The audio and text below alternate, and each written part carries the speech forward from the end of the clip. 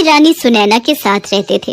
राजा जयसिंह और रानी सुनैना दोनों आपस में बेहद खुश थे। प्रजा में भी सब कुछ अच्छे से चल रहा था। प्रीतम नगर में चारों ओर खुशहाली थी। एक दिन, महाराज, शिकार पर जाने की सारी व्यवस्था कर दी गई है। महारानी सुनैना, बताइए, फिर वन की सैर के लिए कब प्रस्थान करें? महाराज, मैं इस बार आपके साथ नहीं जा पाऊंगी। मेरी तबीयत कुछ ठीक नहीं है। तो आपने पहले क्यों नहीं बताया? मैं वैद्य जी को अभी बुलवा लेता हूँ। नहीं महाराज, अगर मुझे आवश्यकता होगी तो मैं वैद्य जी को स्वयं बुला लूंगी। आप शिकार पर जाइए, मेरी बिल्कुल भी चिंता मत कीजिए। रानी सुनैना राजा जयसिंह को वन में भेज देती है। आखेट में तो बिल्कुल मन नहीं लग रहा। रानी सुनैना साथ होती तो समय आराम से व्यतीत हो जाता। वापस महल ही चला जाता हूँ। शाम भी होने वाली है। जैसे ही राजा जयसिंह वापस मुड़ने लगते हैं, अचानक उन्हें किसी लड़की के चिल्लाने की आवाज आती है। लड़की राजा की ओर भागती हुई आती है। बचाओ, बचाओ, मुझे बचा लो, वो लोग मुझे मार देंगे, मुझे बचा लो। घबराओ नहीं, शांत हो जाओ, तुम्हें कुछ नहीं होगा। तू भागकर यहाँ आ गई। आज मेरे से विवाह करने से तुझे कोई नहीं रोक सकता। नहीं, मैं तुम जैसे डाकू चोर से विवाह नहीं करूंगी। इस लड़की को हाथ भी मत लगाना। तुम जानते नहीं हो कि मैं कौन हूँ। कौन है तू? क्या यहाँ का राजा है जो इतने घमंड से बोल रहा है? सही पहचाना, मैं राजा जयसिंह हूँ। सैनिकों, पकड़ लो इन बदमाशों को। राजा जयसिंह की सच्चाई जानकर बदमाश डर जाते हैं और माफी मांगते हैं। राजा जयसिंह तरस खाकर उन्हें माफ कर देता है और बदमाश वहाँ से चले जाते हैं। अब घबराने की कोई बात नहीं है। वे लोग तुम्हें कुछ नहीं कहेंगे। तुम अपने घर जा सकती हो। अरे, अब तो वो लोग चले गए। तुम अब क्यों रो रही हो?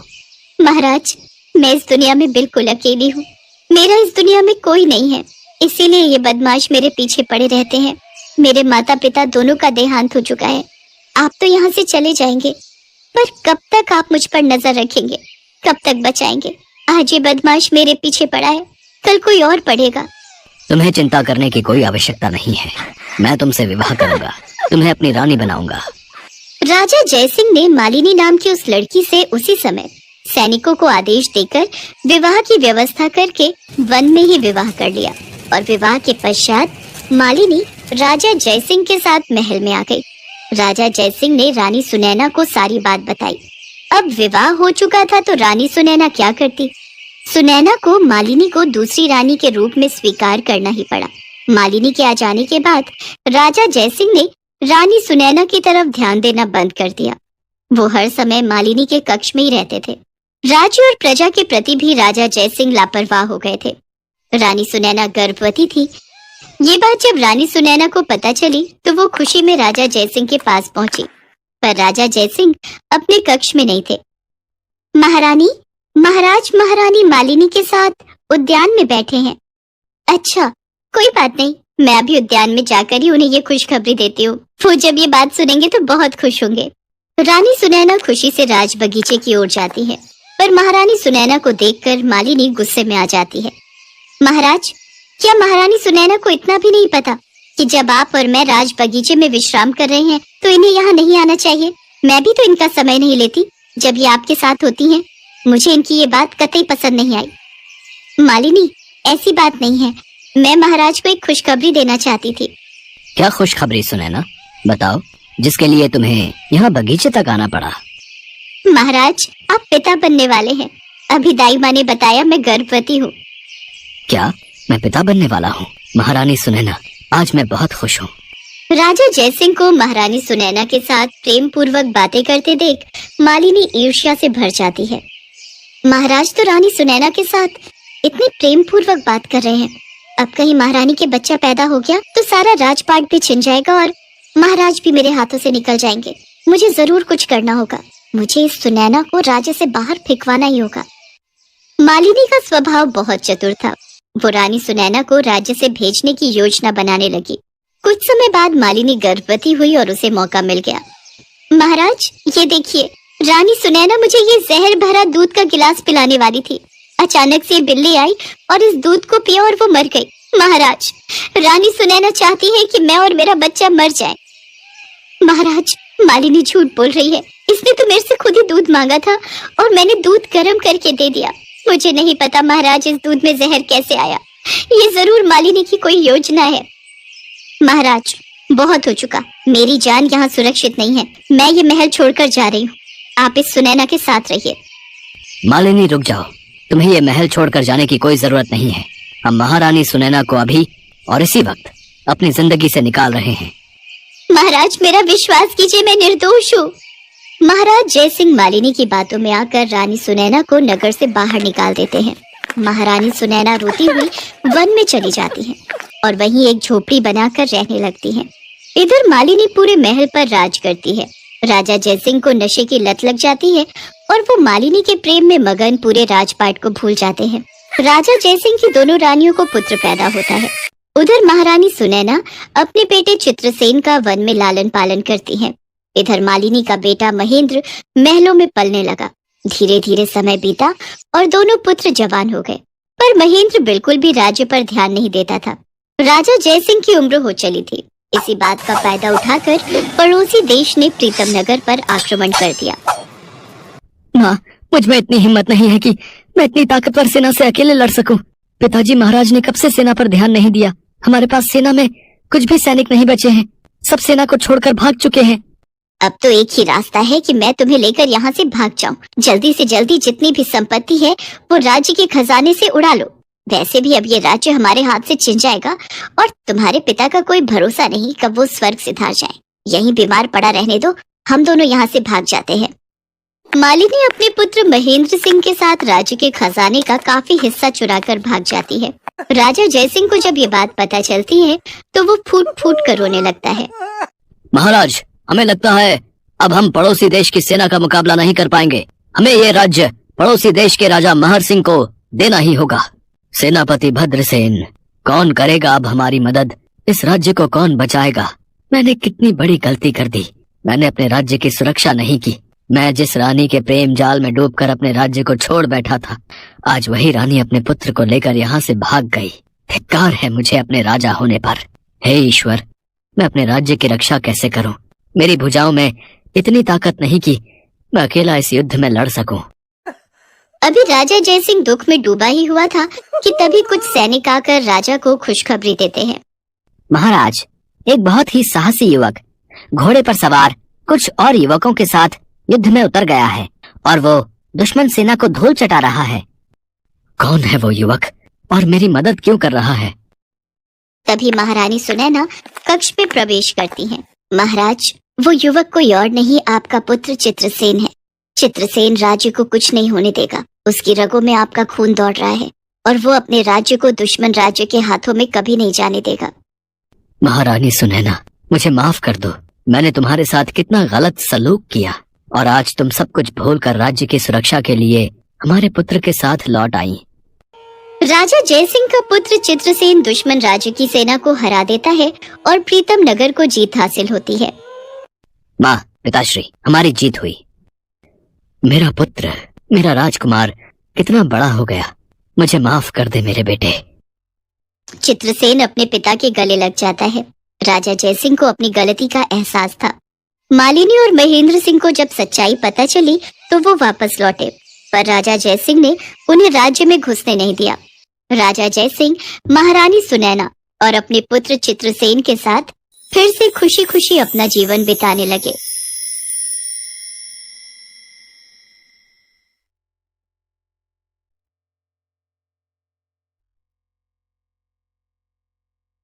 बहुत समय पहले की बात है।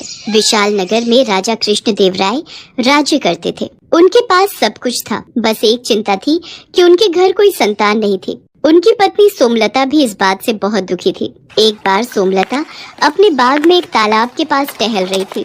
वहीं एक सांप एक मेंढक को निगलने के लिए उसके पीछे पड़ा था और मेंढक टर्र टर्र की आवाज से अपने आप को बचाने की कोशिश कर रहा था।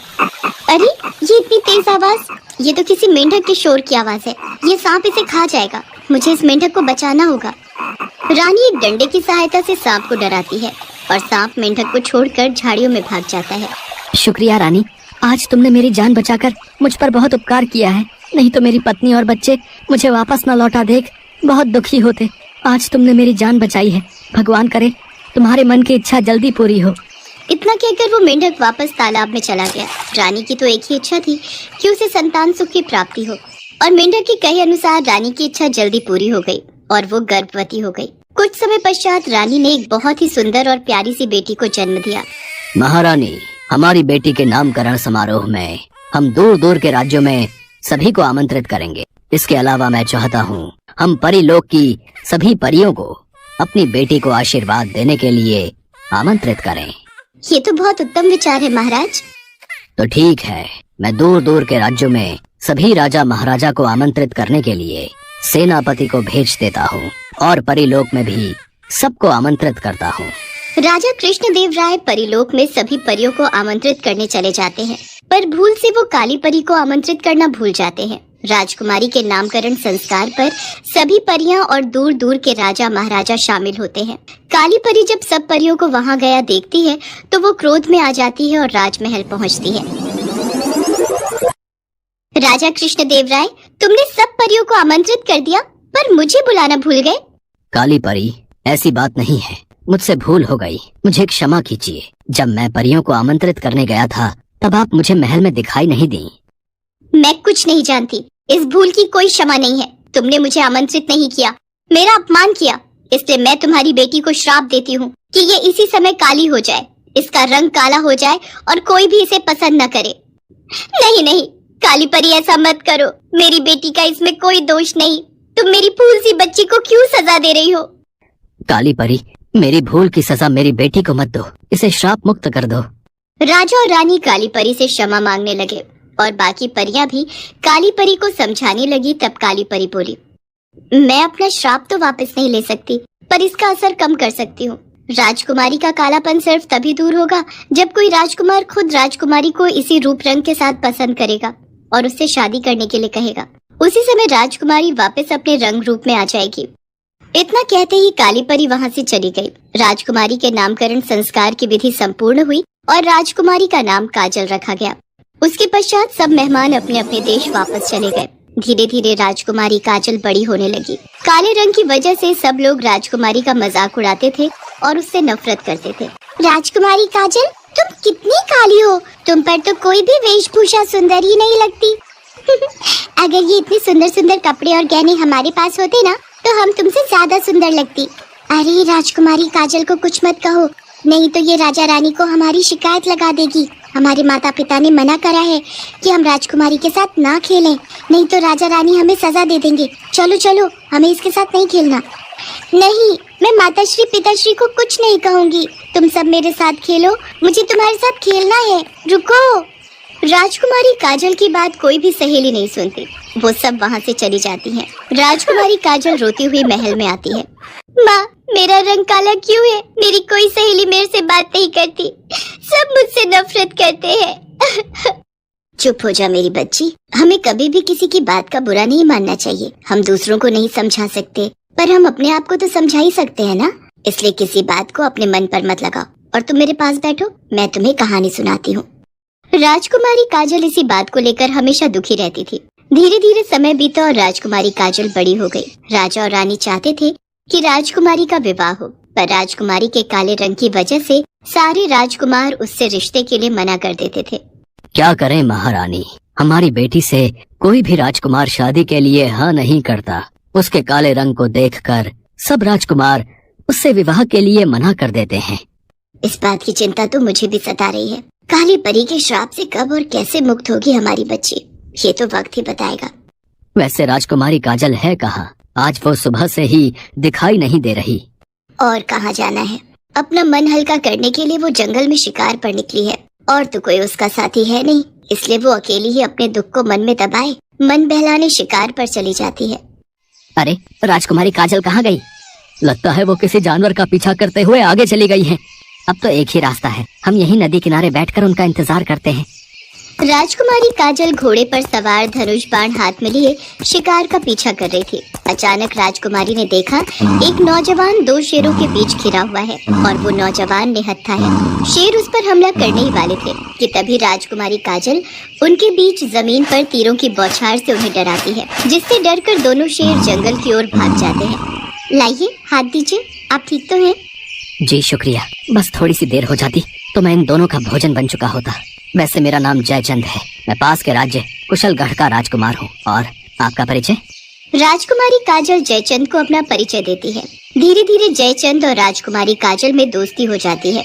राजकुमारी काजल को जयचंद का साथ बहुत अच्छा लगता था। राजकुमारी मन ही मन जयचंद को प्यार करने लगती है, पर राजकुमारी को डर था कि कहीं सभी राजकुमारों की तरह जयचंद भी राजकुमारी को विवाह के लिए मना न कर दे। इसलिए राजकुमारी काजल ने जयचंद से दूरी बनाना ही ठीक समझा। आज 5 दिन हो गए, राजकुमारी काजल मुझसे मिलने नहीं आई। सब ठीक तो होगा? कहीं राजकुमारी काजल का स्वास्थ्य तो नहीं खराब हो गया? मुझे उनके राज्य में जाकर उनका हालचाल जानना चाहिए। राजकुमार जयचंद राजकुमारी से मिलने महल जाता है तो उसे सारी सच्चाई पता चलती है। राजकुमारी काजल, आपने बिना मेरी राय लिए, मेरे से बात किए बिना ये कैसे फैसला ले लिया कि मैं आपको पसंद नहीं करूंगा? मैंने तो आपसे अभी तक अपने मन की बात कही ही नहीं। राजकुमार जयचंद, इसीलिए आपसे ये बात नहीं की क्योंकि आप देखने में बहुत सुंदर हैं। आपको तो सुंदर राजकुमारियां अपने विवाह के लिए मिल जाएंगी, पर मैं आपके लायक नहीं हूँ, इसीलिए मैंने दूरी बना ली। राजकुमारी काजल, किसने कहा कि आप सुंदर नहीं हैं? आपकी खूबसूरती मैंने देखी है, आप बहुत सुंदर हैं। आपका मन बहुत सुंदर है। व्यक्ति के रंग से उसकी सुंदरता की पहचान नहीं होती, उसके व्यवहार से होती है। आप मुझे बहुत पसंद हो, मैं आपसे विवाह करना चाहता हूँ। राजकुमार जयचंद के इतने शब्द बोलते ही राजकुमारी काजल का रंग बदलने लगता है और वो वापस अपने रूप में आ जाती है। ये देखकर जयचंद और काजल दोनों ही चौंक जाते हैं। तभी राजा कृष्णदेव राय और रानी सोमलता काली परी के द्वारा दिए गए श्राप की पूरी बात उन्हें बताते हैं। इसके पश्चात शुभ मुहूर्त में राजकुमारी काजल का विवाह पड़ोसी देश के राजकुमार जयचंद के साथ धूमधाम से संपन्न हो जाता है और खुशी खुशी राजकुमारी काजल अपने ससुराल विदा हो जाती है। हेलो दोस्तों, कैसे हैं आप सब? हमारी कहानियाँ देखने के लिए हमारे चैनल को सब्सक्राइब कीजिए और हाँ, बेल आइकॉन पर क्लिक करना मत भूलिएगा।